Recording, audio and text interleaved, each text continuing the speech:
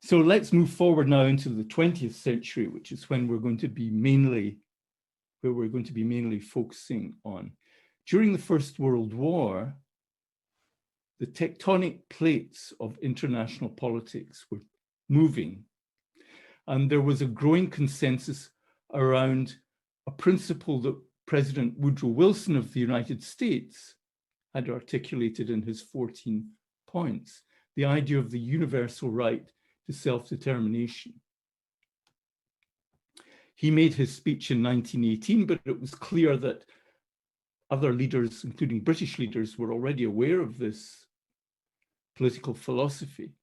And as a result, there was a feeling that after the end of the First World War, that something would have to be done to meet the aspirations of both Arab nationalists and Zionists.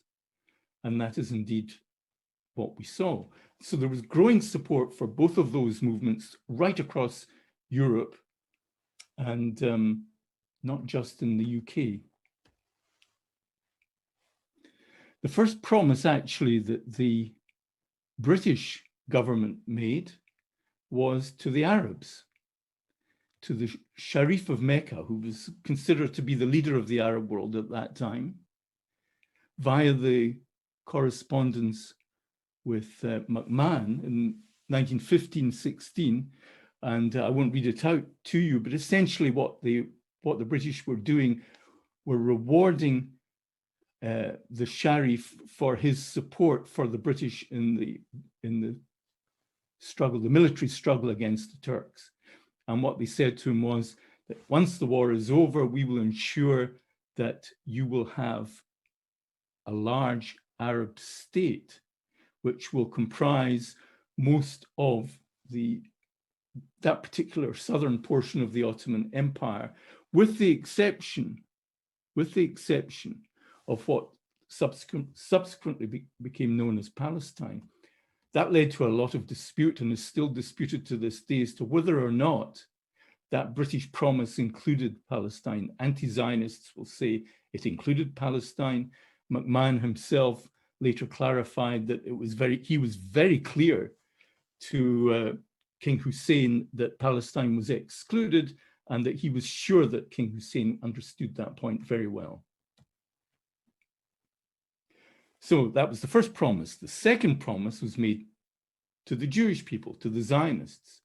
And we don't need to dwell too much on this. I'm sure you're all very familiar with the Balfour Declaration of 1917. The key point about it was that it was a declaration of principle. It was a declaration of the view of the government. It didn't have any legal status whatsoever. All it stated was the government's view that Palestine should be established, or that within Palestine should be established a national home for the Jewish people. And we could spend a couple of hours parsing the content of the Balfour Declaration, which we're not going to do now, but it's an interesting subject in itself. So that was the second promise. And here's a crucial event which resulted in the British very early on antagonizing both of the parties to whom they had made promises, both the Arabs and the Jews. And this phrase, Perfidious Albion, came to be used by both of them. Certainly the Sykes-Picot Agreement between Britain and France was a secret one. It came to light in the columns of British newspapers about a year later, a year after the agreement was signed, but it was never implemented. And what was happening here was that the victorious powers, the French and the British, had decided, regardless of the promises they'd made to the Arabs and the Jews respectively, that they were going to carve up the Ottoman Empire between them, because there was nothing in the Sykes-Picot Agreement that made reference either to an Arab state or a Jewish state. So that absolutely infuriated both parties to whom promises had been made. Nevertheless, events began to evolve in such a way that it became clear that the intention was that at least part of the Ottoman Empire would be turned into a Jewish state or a Jewish homeland, and part would be turned into an Arab state. But I want to draw your attention to something that happened before the Balfour Declaration. And this is something that very few people are aware of even. It somehow has got lost in the mists of time. The Balfour Declaration was not the first great power declaration in favor of Zionism. The first such declaration came from France, from Jules Cambon, who was head of an important section of the French Foreign Ministry, and it was issued in writing several months before the Balfour Declaration. And this is what Cambon wrote, with the approval of his government colleagues.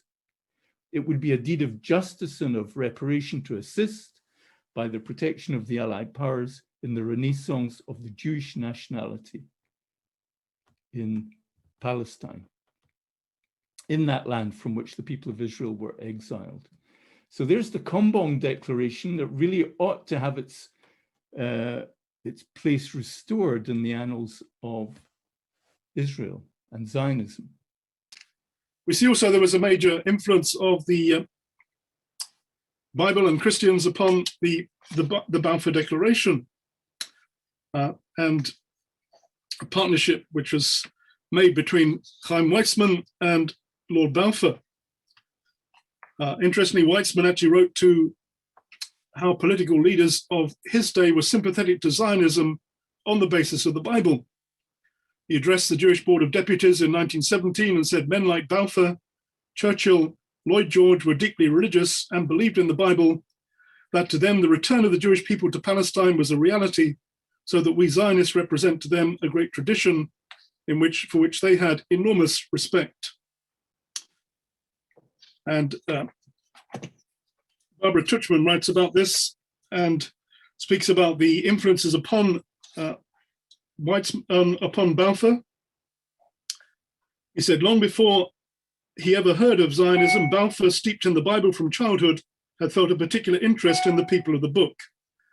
According to his niece, companion and lifelong biographer, Mrs. Dugdale, it was a lifelong interest that originated in the Old Testament training of his mother and in his Scottish upbringing. As he grew up, his intellectual admiration and sympathy for certain aspects of Jewish philosophy and culture also grew, and the problem of the Jew in the modern world seemed to him of immense importance. He always talked eagerly on this idea, and I remember in childhood imbibing from him the idea that Christian religion and civilization owes to Judaism an immense, measurable debt, shamefully ill repaid. And this led to the British government approving the Balfour Declaration, which will be followed by the Balfour Declaration, of course, saying that His Majesty's government views with favour the establishment of a Jewish homeland in Palestine.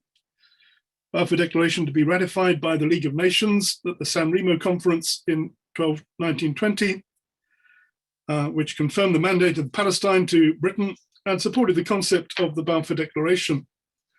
And many have said that without this, it's unlikely that the UN would have passed the resolution for the partition of Palestine in 1947, which led to the establishment of the State of Israel in 1948.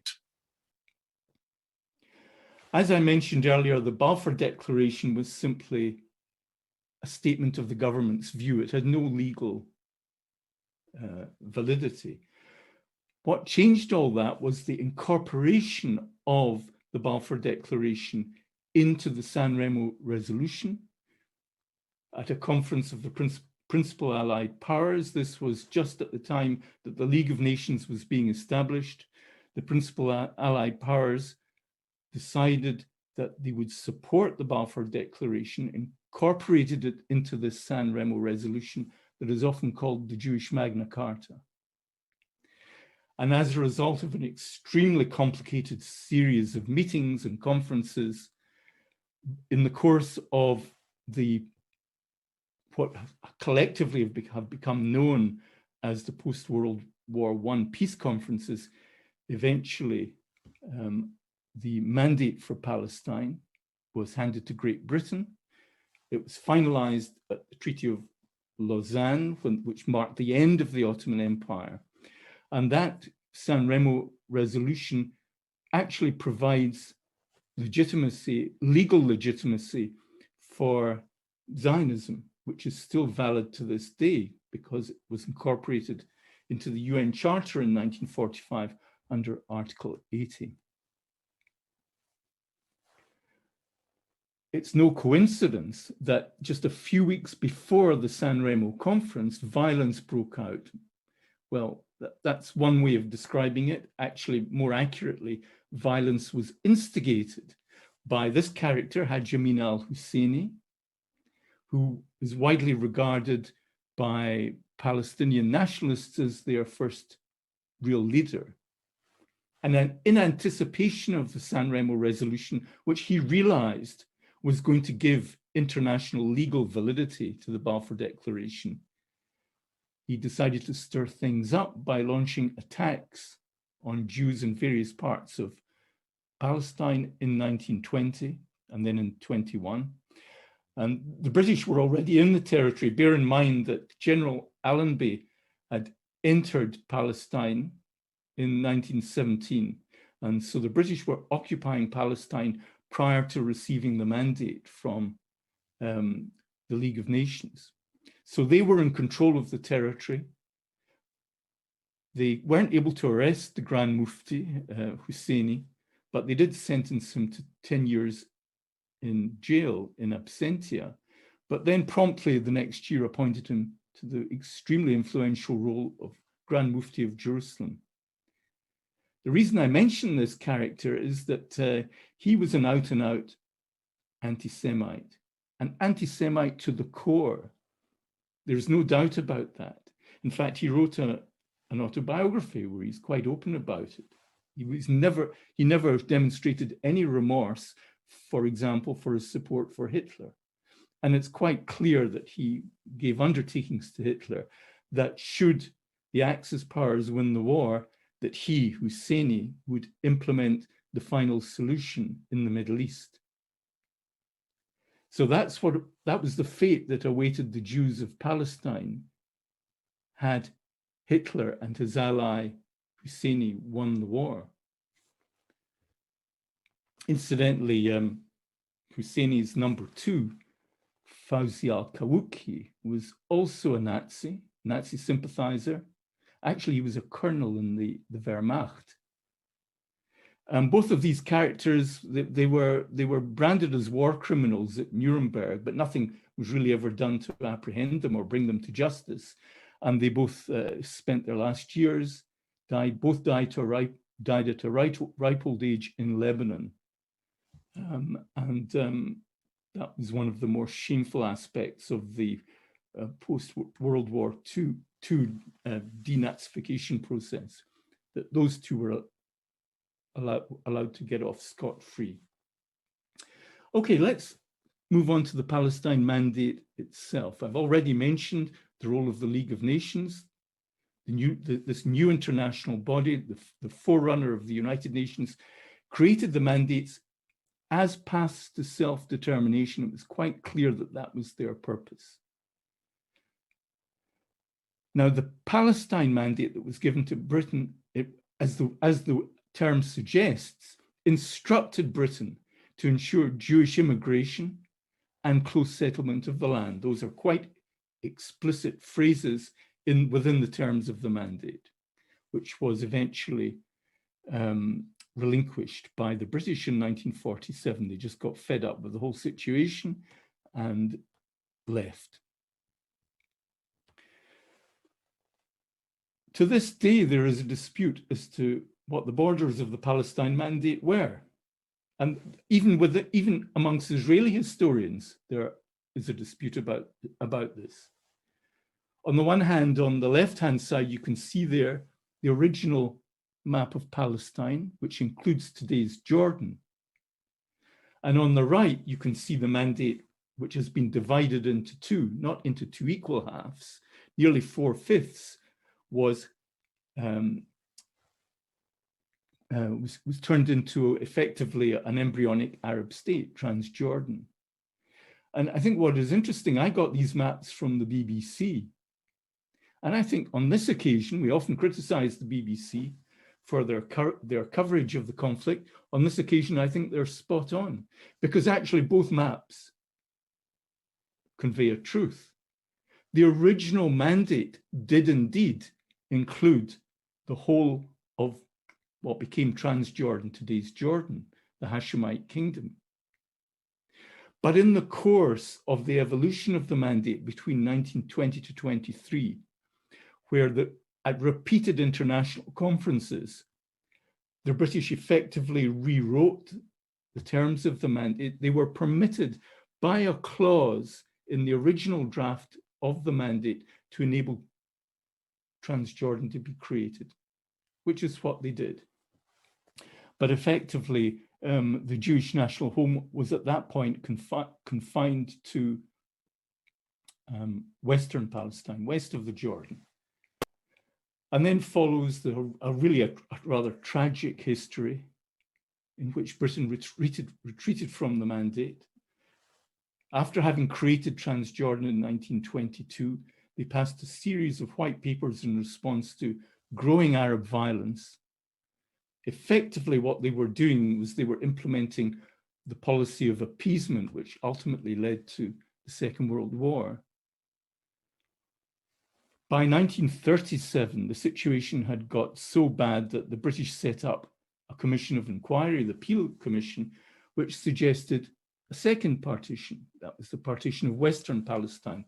By this point, only 17% of Western Palestine was being offered to the Jews, which incidentally, the Jewish leadership accepted. It stuck in their throat, but they accepted it, whereas the Arabs rejected it. And that was a disastrous event because, well, had there been a Jewish state in the 1930s, maybe some of those doomed millions might have been saved. Then after the war, the United Nations General Assembly passed its partition resolution of 1947.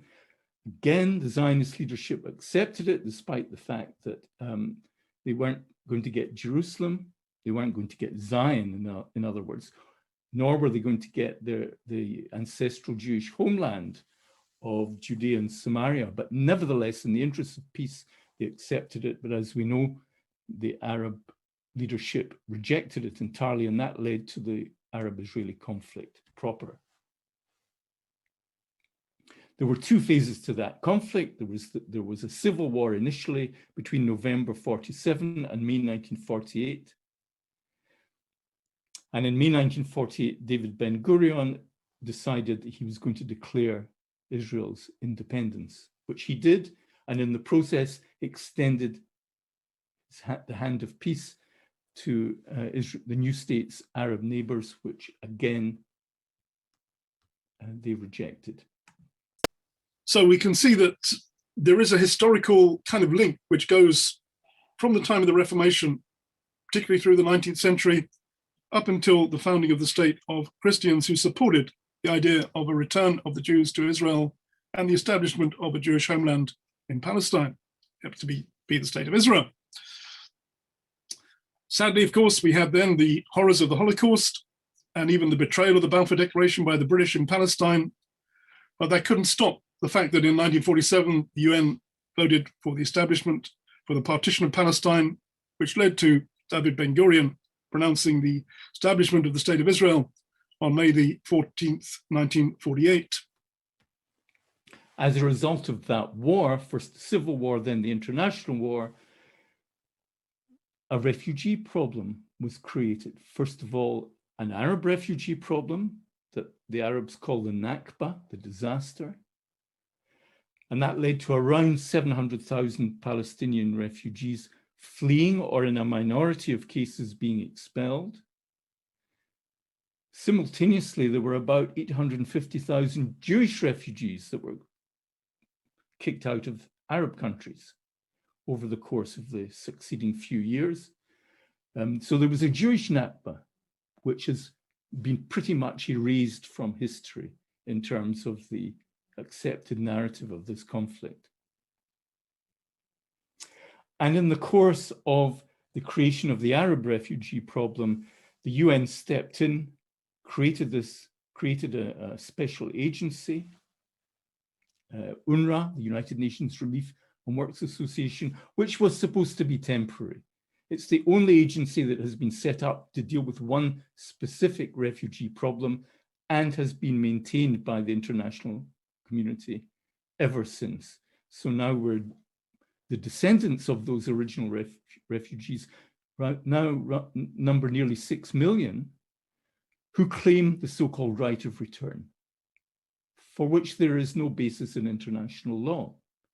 But they are led to believe that they have a right of return. It's a huge organization.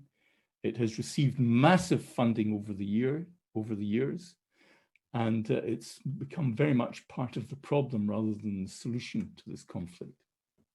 So how does this affect Christians post-Holocaust and post the establishment of Israel? Of course, the Holocaust itself led to great soul searching amongst major denominations of the church, led to some repentance for anti-Semitism, a rejection of the Jews killed Jesus theology at an official level. Here's a statement from another book which tells us about these things, Hero Israel by Grattan Guinness. In Darmstadt in 1948, the Evangelical Church in Germany acknowledged Christian involvement in the appalling wartime Jewish tragedy. Said Christians circles washed their hands of all responsibility, justifying themselves by saying there was a curse on the Jewish people. Christians no longer believed that the promises concerning the Jews still held good. They no longer preached it, nor showed in their attitude to the Jews. In this way, we Christians helped to bring about all the injustice and suffering inflicted upon the Jews in our country, and led to a repentance for that. And in the Catholic Church as well, we see that there was a change of heart. Pope John the 23rd said shortly before he died in 1963, we realize now that many centuries of blindness have dimmed our eyes, so we no longer see the beauty of thy chosen people, no longer recognize in their faces the features of our firstborn brother. We realize that our brows are branded with the mark of Cain. Centuries long has Abel lain in blood and tears because we had forgotten thy love. Forgive us the curse which we unjustly laid on the name of the Jews. Forgive us that with that curse we crucified thee a second time. Apart from dealing with the Holocaust, once the state of Israel was established, we saw that many Christians saw in this the fulfillment of Bible prophecy, the restoration of Israel. Many supported the right of Israel to exist. And in the following years, numerous organizations developed, believing that the state of Israel and the existence of Israel is right in the sight of God and is a fulfillment of prophecy. Christians also recognized Israel's immense achievements as a sign of God's favor with Israel, including its victories in wars against all the odds, 1948, 1967, 1973. Even events like the Entebbe rescue saw the hand of God in Israel's victories. Particularly 1967, which saw the fact that Jerusalem was now in Jewish hands, was seen by many as an encouragement to the ultimate redemption of Israel and Jerusalem being no longer trodden down of the Gentiles, but being the Jewish capital of the state of Israel. It's actually at that point that I came into the picture, because I remember that in 1967, I was in my second year at university, studying for my exams and reading the news and feeling that there was some important thing taking place in the Middle East and feeling very pro-Israel. And I even hitchhiked down from Cambridge to London to offer my services at a Jewish agency. They didn't need them because in 6 days they did pretty well without me. But I had this feeling there was something important taking place there. I couldn't explain why. I wasn't a Christian and I'm not Jewish, but when I became a Christian 3 years later and read the Bible, I began to see the significance of these events and the significance of Israel's restoration. Let's fast forward now to the 6-Day War. Just in case there's any doubt about this, Those of us who were around at the time remember very well the bloodthirsty threats that were issued by President Nasser of Egypt, and indeed by other Arab leaders. And it was quite clear to the Israelis that they were facing an existential threat. And that was a war they really had to win. And they knew they had to win it, and they did win it. Now, that was another bullet dodged in terms of Jewish survival. That led in turn to the United Nations Security Council passing Resolution 242. And here I'd like to bring the focus back onto the role of the British, because as a permanent member of the Security Council by this point, the British, along with the Americans, drafted Resolution 242 in a very subtle and clever manner. Those were the three key principles. And the one I want to draw your attention to is the middle one there, a requirement for Israeli withdrawal from territories occupied in the recent conflict. In the French version of the resolution, which was a translation from the original version, somehow or other, I think probably there was some jiggery-pokery went on by the French delegation, but they inserted the definite article. And that's why, to this day in 2021, Israel's Arab opponents demand that they withdraw from all of the territories occupied in 1967, even though Resolution 242, which Israel accepted and the Arabs rejected, did not require that, but it required a withdrawal from some of those territories in the context of a peace treaty, which, as we know, has never come about.